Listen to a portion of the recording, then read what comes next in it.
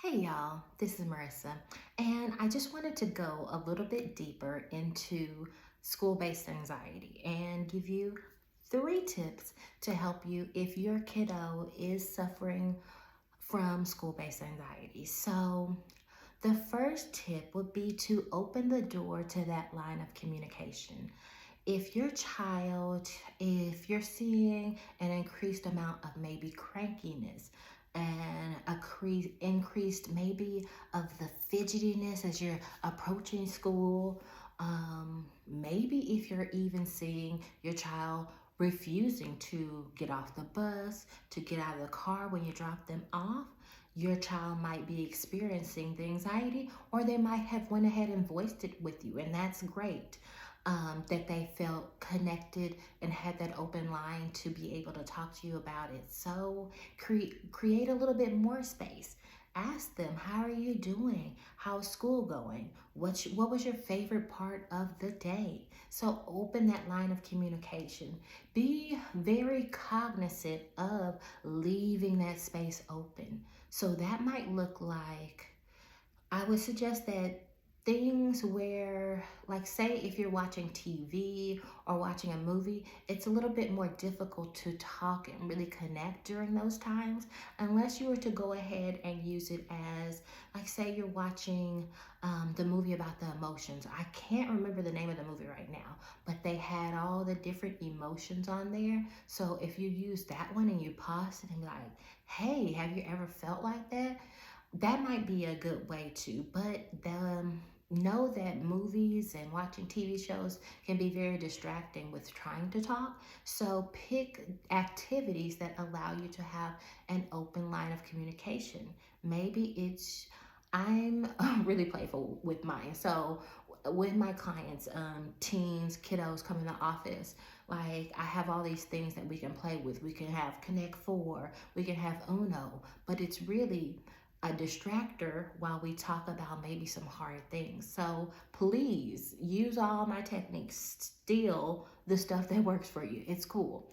Um, with my son, he's 13 and now he's recently been getting into basketball. So I will do a little trash talking and be like, hey, Cheryl Swoops right here. And mind you, he doesn't even know who Cheryl Swoops is.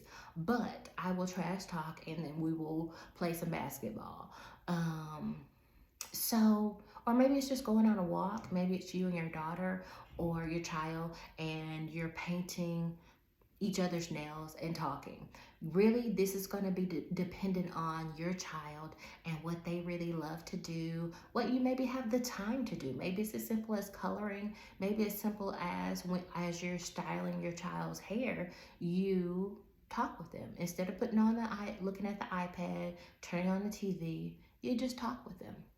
After you make that space to connect, then they might go ahead and share with you, hopefully. Hopefully, they're unpacking some things that are maybe like, whoa, I want to help my kiddo.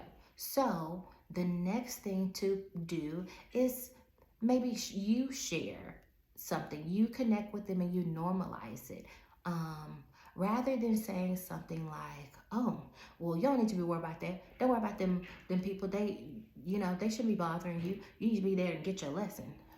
No, go ahead and keep that line. You just created space for them to talk to you. You don't want to minimize that space and to have a disconnect or build a wall up by not being open to really connecting with that emotion.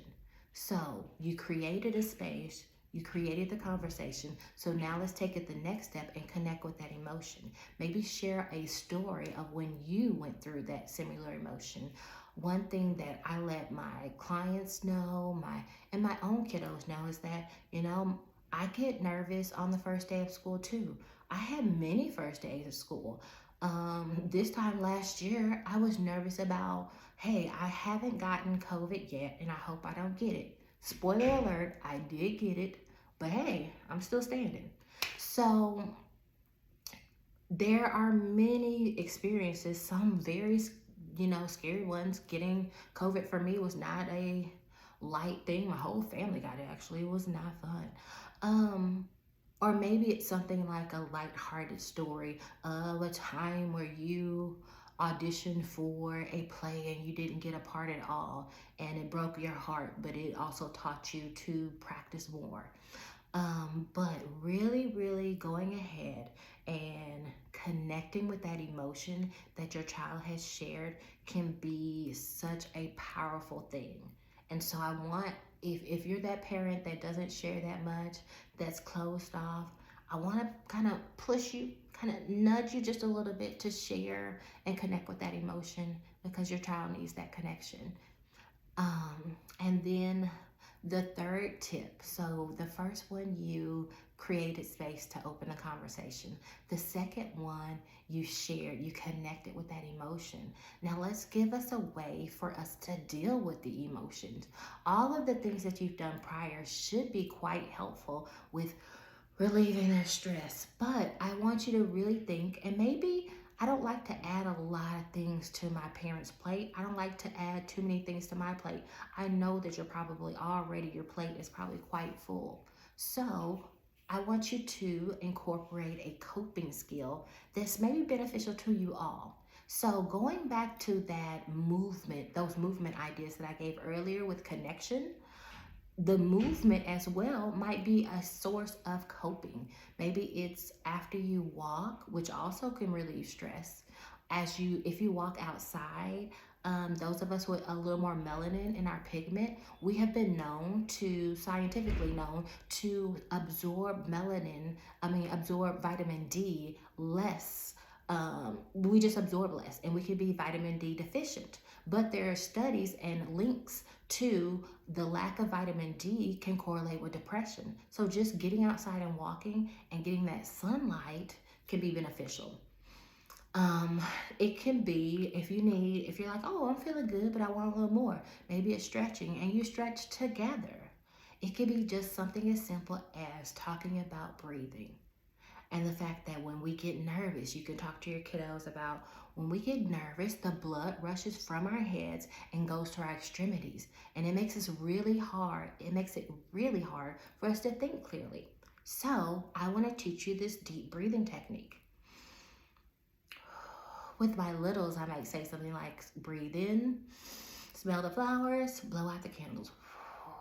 And then I like to get creative, and sometimes we'll think about their favorite thing to smell, like cupcakes or pizza. So make it fun, even with your teenagers. I work with adults, and deep breathing is one thing that we definitely utilize. As we get closer to, and they get closer to adulthood, they might like the visualization part of it.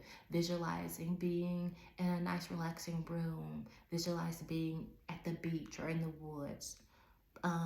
So I really want you to do a little investigation, and you can literally type in coping skills, and you will get a whole list of things. Some of the things will not work for you, and that's okay. This is an offering, like it's a buffet. Try it. If you hate it, that's cool. Keep it moving. But on this list, on this discovery, you might find some things that are all beneficial to you as the parent and your child. The benefit that I have, if you all do this and you do this exploration of coping skills, is the fact that your emotions will be regulated. And so therefore, to circle back to the other tips that I gave you, you will have more space to create the space, the container that your child needs to open that conversation. Because if you're all rushing around and stressed, you're like, hey, well, tell me what's going on. That can be hard for that nervous person, your little person, or your growing person, to tell you what's going on. If you are trying to connect with emotion, but you're so closed off because you got so many things on your list, it can be really hard to connect. And when you learn the coping techniques that work for you, that will help you show up even more as a parent, and it helps us model it as well. So I hope that you enjoyed these tips. I really enjoyed creating them. If this is content that you think that somebody else could benefit from, please go ahead and share that. And I want to know, as you do your exploration and you're doing the coping skills, and let me know, like maybe you thought of something that I didn't even think of. So I want to know what coping skill you are trying after this video. Okay? All right, until next time, be emboldened.